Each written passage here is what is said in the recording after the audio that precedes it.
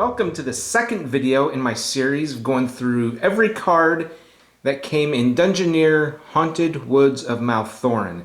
Now in this one we're going to be covering all of the quest cards, the hero cards, and the map cards. And then that will do it. This set only had 55 cards, and my first video covered all the adventure cards. So now we're going to go through the rest of the deck, and we're going to start with the quests.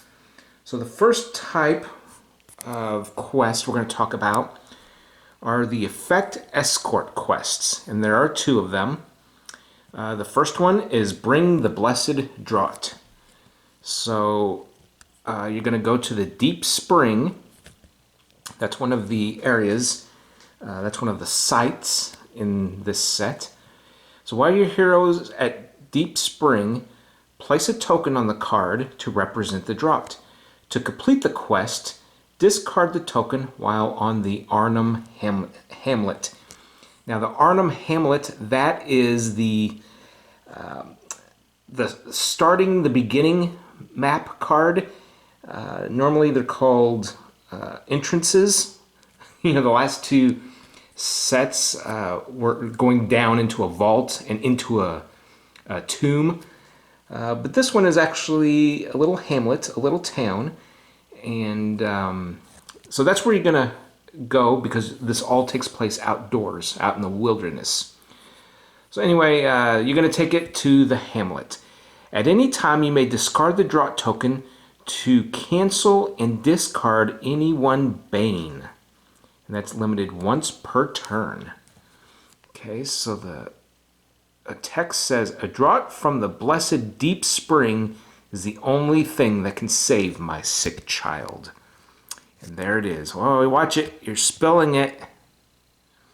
Okay, so once you complete that, your reward, you are going to gain 1 level, 2 glory points, and you're going to recover 1 wound. Now the other escort type of quest is Capture the Fairy. So you're going to go to the fairy ring, and while you're there, place a token on this card to represent the fairy. And to complete the quest, you discard the token while on the Tower of Malthorin. That is another site in this set. Announce that humanoid encounter monsters have +1 to all magic attacks on your hero while there is a token on the quest card. So while you've got the fairy, the humanoids are going to have a better attack with magic. Fairies are hard to catch and harder to keep. So we've got a nice little peaceful picture there. A little fairy that you're going to escort to the tower. I wonder why it wants to go to the tower. Anyway, once you deliver it, you're going to gain 1 hero level. You're going to gain 2 glory points and recover 1 wound. Next, we have a sacrifice. This is the only sacrifice in the game. This is called Bury the Treasure. You can see treasure buried in the ground there. And this takes place in the Sinking Marsh. To complete the quest, while your hero is at the Sinking Marsh, either discard 1 ready permanent treasure or pay 6 glory points. That's pretty steep. But then again, I like having the alternate just in case you don't have a treasure card out. Announce that humanoids have +1 to all melee attacks on your hero while this quest is in play. The cursed soil of the Sinking Marsh is dangerous and haunted. So there it is. Okay, now if you complete this, you're going to gain a level and you're going to recover 1 wound. Next quest is a search and chance called Solve the Willow's Riddle. Cool artwork there. And there's the willow, the tree. And he has a riddle for you. Alright, find the willow by rolling 7 or better on 1 die while in any forest space, adding +1 for each space you are from the nearest entrance. Now, like I said, the entrance in this set is the Arnhem Hamlet. To complete this quest, once you find the willow, achieve either a low or a high result on one die roll, and you call it before rolling. Each turn requires a new search, and each search attempt and low-high roll attempt uses 1 movement point.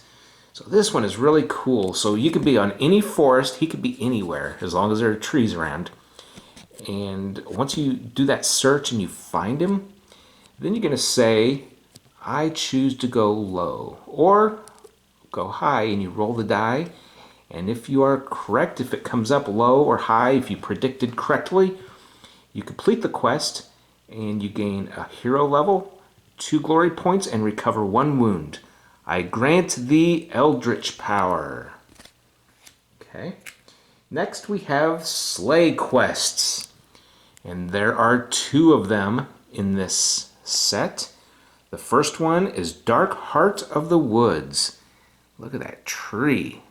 Yep. This is going to be at the Tower of Malthorin. To complete the quest, defeat the Dark Heart of the Woods while at the Tower of Malthorin. Now, the Dark Heart of the Woods is an undead monster. It's going to attack using magic. It gets a +2 on its roll, and if successful, it inflicts 1 wound. It only has 1 hit point, so it's not too tough. It looks pretty mean, though.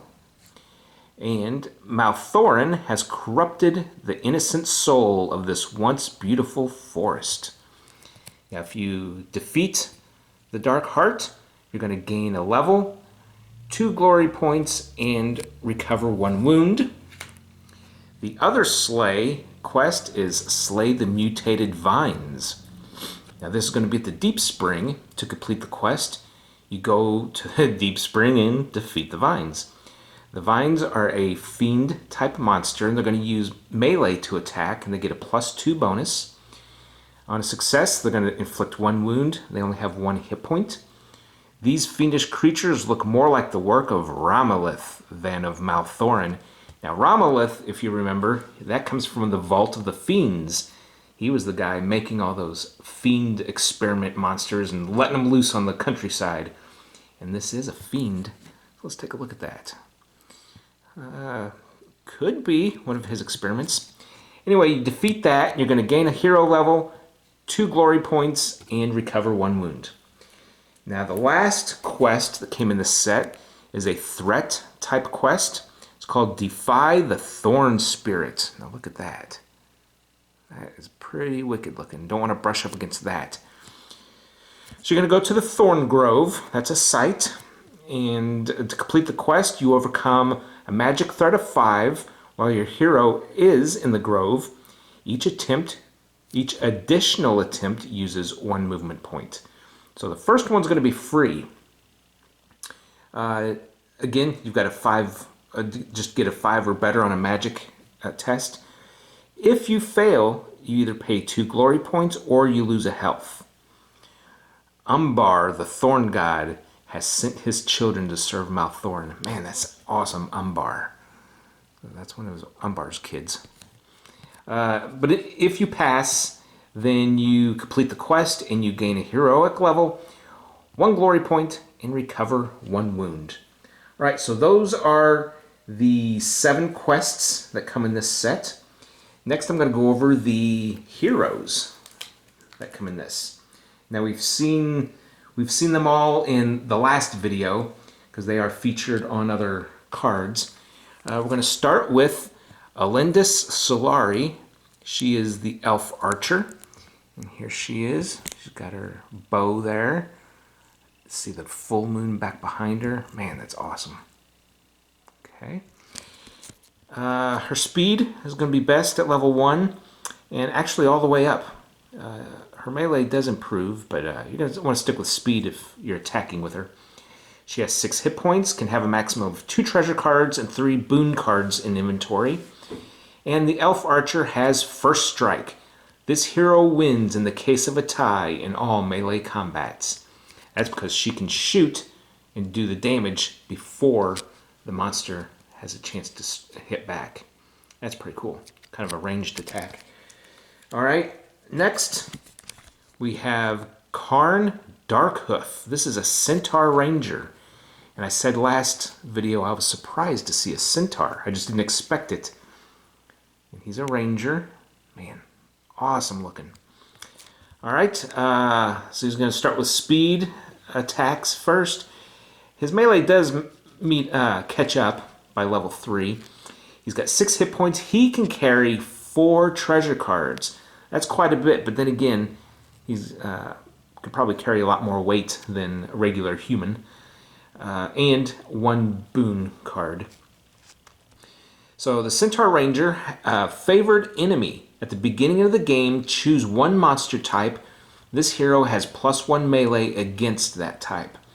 That's really awesome. And then they even printed the monster types that are in this set. Yep. That's pretty cool. You've got demons, one dragon. You've got fiends, humanoids, undead, and vermin. Actually, there are no demons in this set, so I haven't thought about it, but I guess those are all the types so far in all of the in all 3 sets. Anyway, so that is the Centaur. And finally, the third hero is Tolan Briarwood. He's a human druid. Saw him quite a bit. He's on a lot of cards. Very druidic looking, very green. A lot of green in this set. You can stick with speed with him. Stay away from melee combat. That never improves. Alright, he's going to start with 6 hit points. He can have up to 3 treasure items and 2 boon cards in inventory at once. And as the druid, he has Wilderness Protector. At the start of the game, choose any 1 non-urban terrain type. This hero has +1 magic when on that terrain. So just as we've seen the forest type symbol here, on some of the cards in this set, they've got indicating that it's a forest type of location. Well, this is another one. That's urban. So it looks like a little town. So anyway, that's pretty neat. And actually, we're going to be talking about that pretty soon here. So those are the 3 heroes. And now we're going to move on to the map cards. Now, in the first 2 sets, the dungeon sets, now this is a wilderness set, remember. Dungeon sets, you either had rooms or passages. Now in this set, you have sites or roads. So sites are going to be the same as rooms, and roads are going to be the same as passages. So what I'm going to do is go through all these sites first of all, then we'll take a look at all the roads.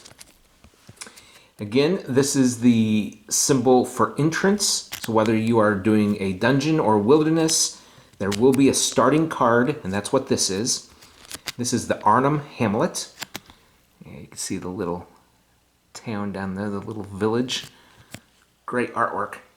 And every map card still has a peril and glory value that you collect when you enter the site, or when you enter the card. So again, this is a site. Now, in addition to these symbols that they've added, they also print them up here. So whether you're a visual person or would rather just read up here what kind of location this is, either way, you're covered. So again, this is the symbol for urban. So there may be some events or items or monsters that specify urban. That would include this location. And then this is the symbol for plains. All right, so you start here. You may not initiate a challenge on a hero here, and you may pay 2 glory to discard 1 personal quest and draw 1 new one. Same thing as with the other 2 sets with the entrance card. And notice that all 4 sides are open. Same as the other entrance cards. All right, now let's look at the other sites. We have Deep Spring. You get 2 peril, 2 glory, and this is a forest and water type. And when you are here, you can pay 1 movement point and 1 glory, and your hero recovers 1 wound. You can limit once per turn. Now they've had a location like this in all the sets a way to heal. So I'm glad to see that's continuing. The next site is the Fairy Ring. 4 peril, 3 glory. It's a forest type. Now there's a wall at the top in the left side, but the right is open. But they are locked. You will have to do a test against locks. I mean, using your speed. So when you come here, as a response, you may pay 2 glory and tip your hero here. All monsters ignore you this combat. Wow, that's very interesting. Fairy Ring. So it gets you out of combat, but it is going to take more movement because you have to use a movement point to then untip so you can move next turn.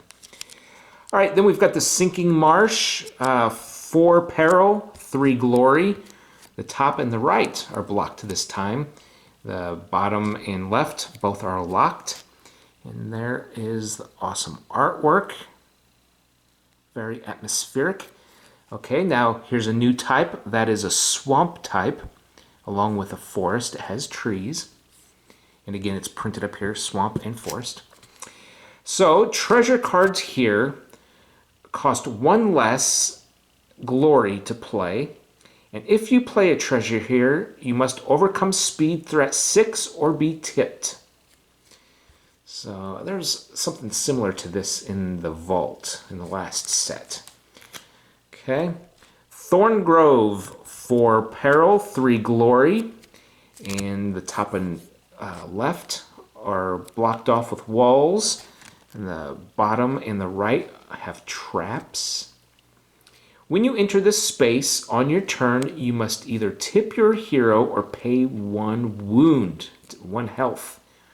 Wow, the Thorn Grove. That makes sense, because it's either going to take you longer to get through because you're being careful, or you're just going to go through regular speed and get stabbed a few times, take some damage.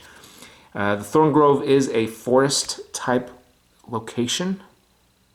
Wow. Okay, and the last site in this set, we've got 5 peril, 4 glory when you enter. You can't go at the bottom or the left. And the top is trapped. The right side has a lock, and this is the tower. Now, this was on one of the cards last video, one of the adventure cards. It showed this in the background. I was like, I wonder if that's a tower of his, and it sure is. Malthorin, by the way, is the big bad guy, obviously, because this is the Haunted Woods of Malthorin. But it is a guy. And it is a monster that you can encounter in this set. And while you're here, all monsters have +1 to all attacks. And those are only encounter, doesn't go if you have any quest monsters here. Now the tower is an urban type and a forest type. And you'll notice there's these down steps. That's a portal. So if you mix 2 sets, one being a wilderness and one being a dungeon set, the portal sites are how you transfer from wilderness into dungeon. And I haven't played that yet, but I will soon. See how that goes. Okay, now instead of passages, we have roads. And again, they have a type indicated either in a picture or up by their description here. So we've got a crook. It's 2 peril, 1 glory. The top and side are blocked, but these 2 are wide open. Now, just as passages connected rooms, roads connect sites in this one. Okay, next we have the crossroads. Again, it's plains, and it's 2 peril, 1 glory. All 4 sides are open. You can see like wagon marks, tracks in there. Okay, and actually we have 2 of these. Okay, there you go. Now we actually have Grim, but they're not listed as Grim Roads. They are just Grim titles here. And both of them have 3 peril, 2 glory. We have the Grim Bend. where you go in the left and the bottom. These two are blocked with walls. It is a plains type of card, map card. And at the Grim Bend, there is a pit. And you have to test 7 on speed. If you fail, you're going to be tipped because you fell in the pit. And it takes extra movement to pull yourself out and get back up so you can move again. And finally, we have the Grim Crossway. Dun, dun. Top is blocked. It is a plains type of map card. And traps here have a +2 threat. So when you're on the crossway, be careful of your enemy, your opponent, throwing traps on you. All right, and those were all of the map cards in the set. And all that leaves now are the miscellaneous cards. And we've got, as usual, the hero standees. So normally you would cut these out, fold them, and then that's what you would use to move your heroes around on the map. But I use little figures. I don't like cutting these cards up. Now what's really interesting is this deck is considered the Z deck. So in Tomb of the Lich Lord, you had character decks A and B. In Vault of the Fiends, you had C and D. So I would think this would be E. But what I'm thinking is maybe they went to the other end of the alphabet and started with Z.